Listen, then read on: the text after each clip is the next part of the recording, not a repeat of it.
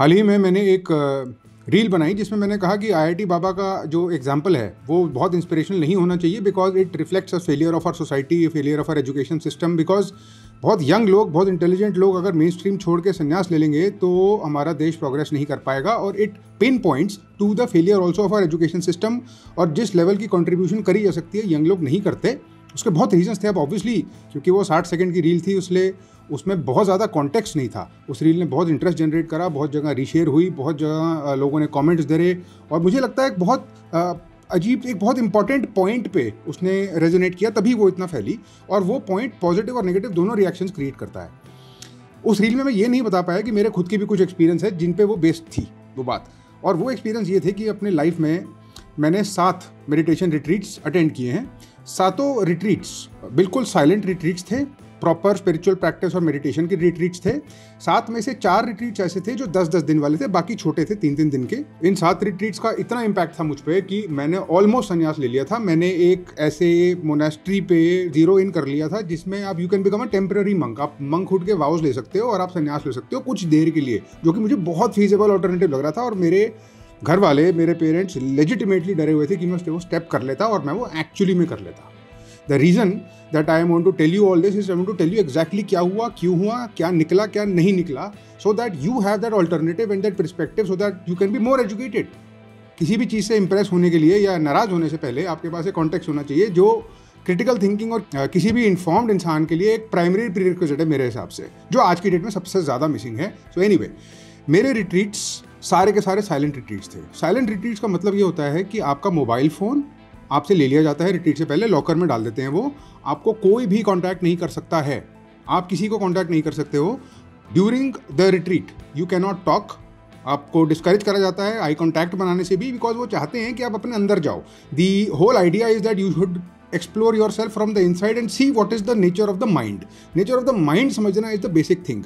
ये सब के सब रिट्रीट्स एकदम प्रॉपर हार्डकोर स्पिरिचुअल प्रैक्टिस के रिट्रीट्स थे जिसमें मेडिटेशन सिखाई गई स्टेप बाय स्टेप। कुछ डिस्कोर्स दिए गए, लेक्चर्स हुए, समझाया कि जो कॉन्सेप्ट्स हैं बुद्धिज़्म के और हिंदुइज्म के और जो भी मेटाफिजिकल क्लेम्स हैं वो सब समझाएगी कि मेडिटेशन हो रही है, क्यों हो रही है, नेचर ऑफ माइंड क्या है, नेचर ऑफ सफरिंग क्या है, सफरिंग को कम कैसे करा जा सकता है, और ये मेडिटेशन की जो प्रैक्टिसेस हैं ये किस हद तक जाती हैं। उसके बहुत सारे पहलू खोले गए एक एक करके इन रिट्रीट्स में। बट एनीवे, मैं आपको एक एक करके बताता हूँ। सबसे पहले जब आप रिट्रीट में जाते हो आपका मोबाइल फ़ोन रख लिया जाता है और आपको डेली का एक कर्म योग दिया जाता है। कर्म योग, आपको एक काम करना होता है।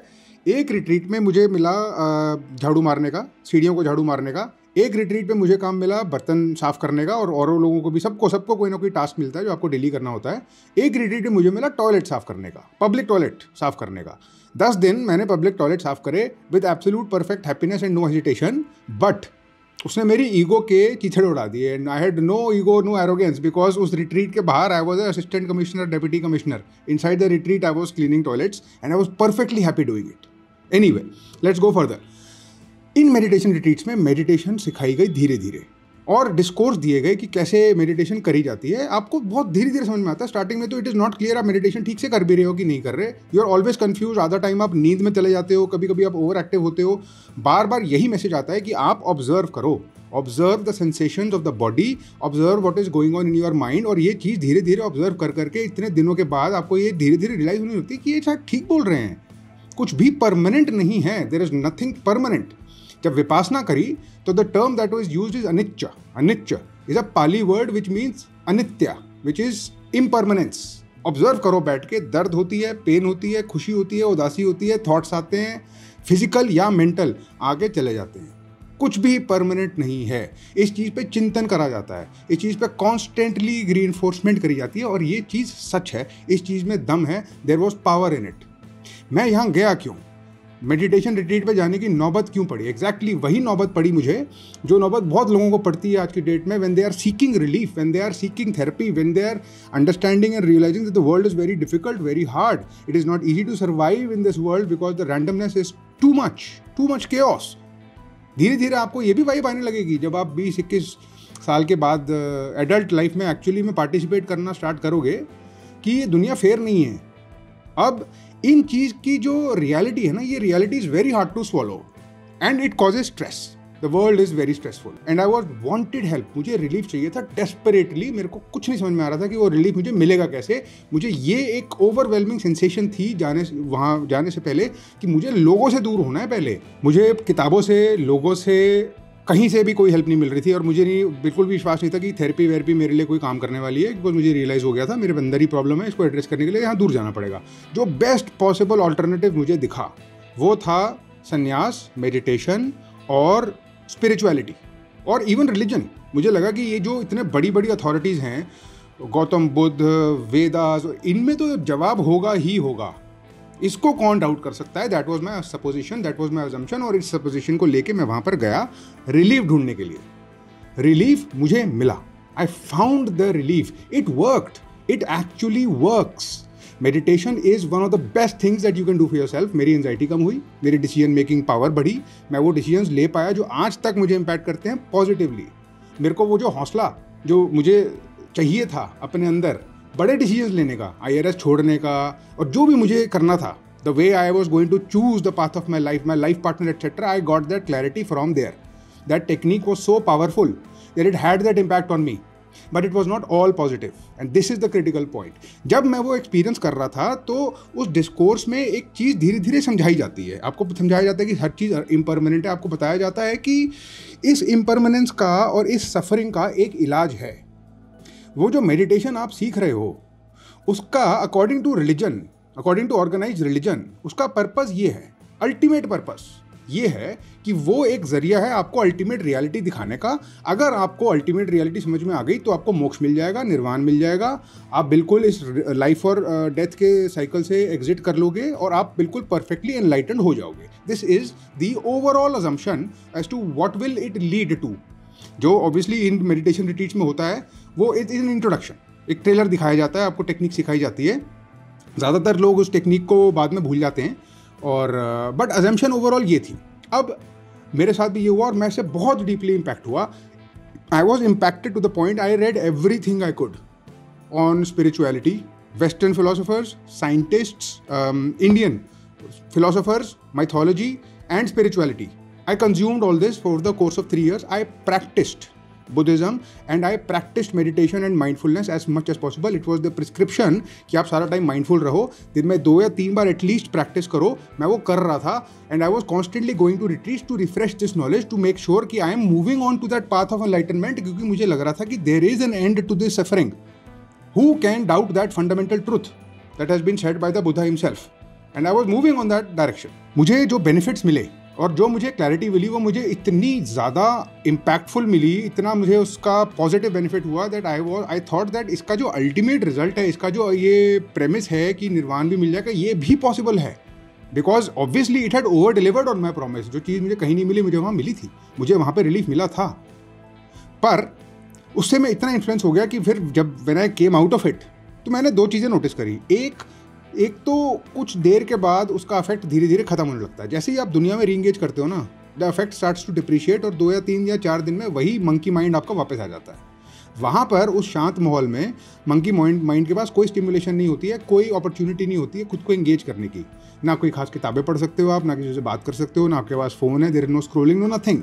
आपके अंदर के जितने भी डीमंस हैं, जितने भी प्रॉब्लम्स हैं, वो आपके सामने एकदम साक्षात सामने आ जाती हैं। रातों को आपको नाइटमेयर आते हैं और उसके बाद दिन में आप सारा दिन मेडिटेट करते हो। There is no escape from your own mind. वो आपके सामने एकदम बिल्कुल साफ खड़ा हो जाएगा और उसके बाद you develop a sort of peace with it. That is what happens. But this is where the roads diverge. This is the critical point. सब रिलीजन्स का ये अजम्पशन है कि वो मेडिटेशन एक जरिया है एक हायर रेल्म में पहुंचने का, एक अदर वर्ल्ड में पहुंचने का, एक लाइफ और डेथ की साइकिल को ब्रेक करने का। किसी ने ये नहीं बताया कि उसकी डोजेज इंपॉर्टेंट है। किसी ने ये नहीं समझाया कि वो जो मेडिटेशन आप सीख के आ रहे हो बहुत पावरफुल टूल है इस दुनिया में यूज करने के लिए। Use it to improve life here. Your goal is not to exit this world. Your goal is to come back into this world and make improvements with the better techniques of mind training that you have learned over there. This was not understood, this was not taught. अब इसके खिलाफ बहुत important और I think relevant कुछ arguments हैं।